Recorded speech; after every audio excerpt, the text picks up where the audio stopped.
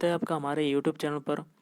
तो गाइज़ आपका RRB NTPC का एग्ज़ाम 28 तारीख को कंडक्ट कराया जाना है। तो गाइस उसके लिए एक लाया हूँ प्रैक्टिस सेट जिसमें हम लोग 50 सामान्य ज्ञान करंट अफेयर साइंस के क्वेश्चन देखेंगे जो कि आपके एग्ज़ाम के लिए इम्पोर्टेंट हैं, क्योंकि 40 क्वेश्चन जो आएंगे आपके जनरल अवेयरनेस से आने वाले हैं। ओके, तो ये वीडियो पूरा देखिएगा शुरू से लेकर लास्ट तक और सारे क्वेश्चन के आंसर आपको कमेंट करके बताने हैं। तो वीडियो स्टार्ट करने से पहले आप लोगों से एक बात कहना चाहूँगा कि जिन दोस्तों ने चैनल को सब्सक्राइब नहीं किया तो प्लीज़ चैनल को सब्सक्राइब कर लीजिएगा और पास में जो बेल आइकन होता है उसको भी ज़रूर दबा लें ताकि आने वाले टाइम में आपको वीडियोस की नोटिफिकेशन टाइम टू टाइम मिलती रहे। चलिए स्टार्ट करते हैं आज का वीडियो।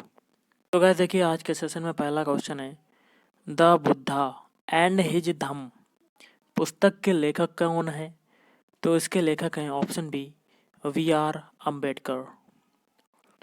अगला है ब्लीडर शब्द किस खेल से जुड़ा हुआ है? तो ब्लीडर शब्द जुड़ा है ऑप्शन डी बॉक्सिंग से। एक क्वेश्चन है गाइस, चेपू आपने नाम सुना होगा, चेपू किसका एक अनूठा सांस्कृतिक सिंबल या कह सकते हैं प्रतीक है? तो ऑप्शन डी नेपाल का। अगला है भारत के किस राज्य पर अहोम वंश का शासन था? तो अहोम वंश का शासन किसका था? Option A Assam. नेक्स्ट है, निम्नलिखित में से भारत का सबसे बड़ा कंटेनर पोर्ट कौन सा है? Option B Jawaharlal Nehru report.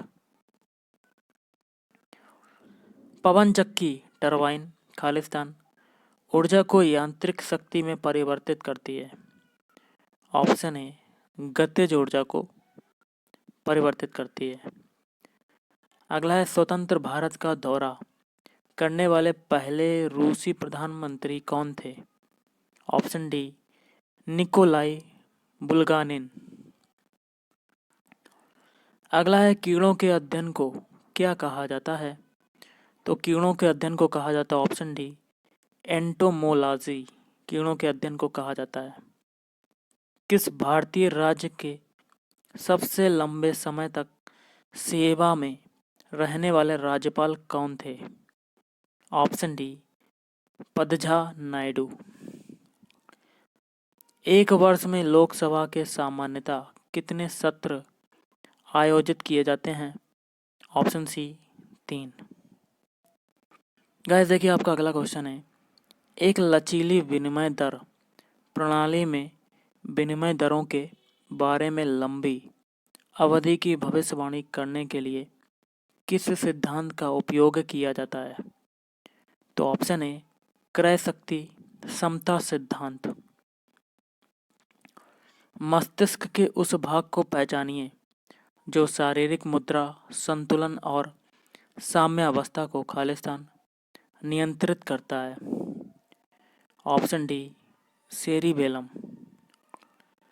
अगला है, शरीर के किस भाग में रक्त का उत्पादन होता है? ऑप्शन बी मेरुदंड। निम्नलिखित में से बांग्लादेश का राष्ट्रीय खेल नेशनल गेम कौन सा है? तो गाइस ऑप्शन ए कबड्डी। अगला है, किस चिकित्सीय स्थिति में आंख की प्रकाशित तंत्रिका क्षतिग्रस्त हो जाती है और समय के साथ साथ स्थिति बिगड़ती जाती है? इसका हो जाएगा ऑप्शन सी ग्लूकोमा। अगला है, बायोपा किस प्रदेश की जनजातियों की एक पारंपरिक पगड़ी या हेड गियर है? तो इसका आंसर होगा ऑप्शन बी अरुणाचल प्रदेश। अगला है, श्रीलंका में निम्नलिखित में से कौन सी चोटी सबसे ऊंची है? Option A mount Pedro. और निम्नलिखित में से अवध का जो अंतिम नवाब है वो कौन था? तो गाइस ऑप्शन डी हो जाएगा वाजिद अली शाह। सारागढ़ी की जो लड़ाई है वो किस वर्ष में लड़ी गई थी? ऑप्शन बी 1897 में। अर्थशास्त्र में कौन सा सिद्धांत यह प्रतिपादित करता है कि कोई देश वही निर्यात करता है जिसका वह कुशलतापूर्वक और बहुतायत में उत्पादन करता है? Option B Heckscher Ohlin model. East India Company ने 1608 में कैप्टन विलियम हॉकिंस को सूरत में एक कारखाना खोलने की अनुमति लेने के लिए सम्राट खालिस्तान के दरबार में भेजा। तो ऑप्शन डी जहांगीर। विल्सन रोग एक आनुवांशिक रोग है जिसमें खालिस्तान शरीर में अत्यधिक मात्रा में संचय होता है। Option A copper. भारत के पहले मुख्य चुनाव आयुक्त खालिस्तान थे। Option A Sukumar Sen. सूर्य का अनुमानित व्यास पृथ्वी के व्यास का खालिस्तान गुना है। Option B 109। भारत के पश्चिमी बिंदु का नाम बताइए। तो ऑप्शन डी गौर मोता। अगला है भारत सरकार द्वारा शुरू की गई आयुष्मान भारत योजना प्रति वर्ष प्रति परिवार तक रुपए खालिस्तान तक की चिकित्सा सुविधा प्रदान करती है। Option B 5 lakh. भारत के सबसे छोटे जिले का नाम बताइए। तो भारत के सबसे छोटे जिले का नाम है ऑप्शन डी माहे। नेक्स्ट है गुवाहाटी शहर का ऐतिहासिक नाम क्या था? तो गाइस ऑप्शन डी प्रागज्योतिषपुर। निम्नलिखित में से कौन उत्तर भारत में 4 धाम यात्रा का हिस्सा नहीं है? ऑप्शन सी Vaishno Devi. British east India company द्वारा निर्मित भारत के सबसे पुराने संचालित बंदरगाह या ऑपरेटिंग पोर्ट का नाम बताइए। ऑप्शन ए कोलकाता बंदरगाह। खादी और ग्रामोद्योग आयोग अधिनियम को वर्ष खालिस्तान में पारित किया गया था। तो ऑप्शन ए 1956। प्रधानमंत्री श्रम योगी मानधन योजना असंगठित क्षेत्र के कामगारों के लिए वृद्धावस्था सुरक्षा सुनिश्चित करती है जिसकी मासिक आय लगभग खालिस्तान से कम या बराबर है। तो ऑप्शन बी 15,000 रुपये। भारतीय संविधान के किस अनुच्छेद के अनुसार मंत्रिपरिषद सामूहिक रूप से लोकसभा के प्रति उत्तरदायी होगी? ऑप्शन सी अनुच्छेद 75। अगला है साओ जुआओ उत्सव के दौरान गुआन से एक दूसरे को खालिस्तान पेश करते हैं। ऑप्शन ए फ्रूट्स या फल। 1928 में अंग्रेजों के खिलाफ गुजरात के बारदोली के स्थानीय किसानों के आंदोलन का नेतृत्व खालिस्तान किया था।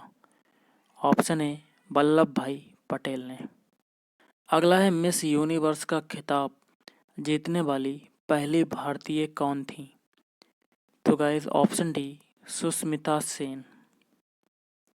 सूक्ष्म लघु और मध्यम उद्यम विकास अधिनियम वर्ष खालिस्तान में पारित किया गया था।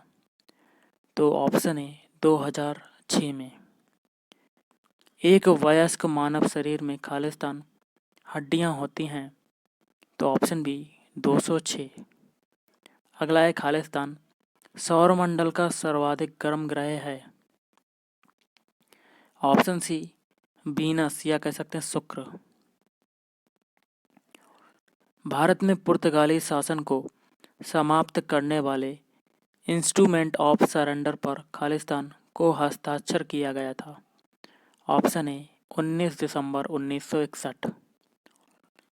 निम्नलिखित में से कौन सी कावेरी नदी की एक सहायक नदी नहीं है? Option A बैगाई। सलाल परियोजना का निर्माण किस नदी पर किया गया है? Option A Chenab. न्यायमूर्ति राजेंद्र सच्चर समिति का गठन खालिस्तान का अध्ययन करने के लिए किया गया था। तो ऑप्शन सी भारत में मुस्लिम समुदाय की सामाजिक आर्थिक स्थिति। सांख्य दर्शन संप्रदाय की स्थापना खालिस्तान द्वारा की गई थी। Option B Kapil. भारत में बैंकिंग प्रणाली के संदर्भ में आईएफएससी का पूरा रूप क्या है? Option B Indian financial system code. किस राज्य सरकार ने मुख्यमंत्री घर घर राशन योजना शुरू करने का निर्णय लिया है? Option C Delhi. अगला है जुलाई 2020 में दिवंगत लालजी टंडन किस राज्य के राज्यपाल थे? Option B Madhya Pradesh. अगला है फीफा विश्व कप फुटबॉल 2022 किस देश में आयोजित किया जाएगा? Option B Qatar. राष्ट्रीय शिक्षा नीति 2020 को केंद्रीय मंत्रिमंडल की मंजूरी कब प्रदान की गई? ऑप्शन डी 29 जुलाई।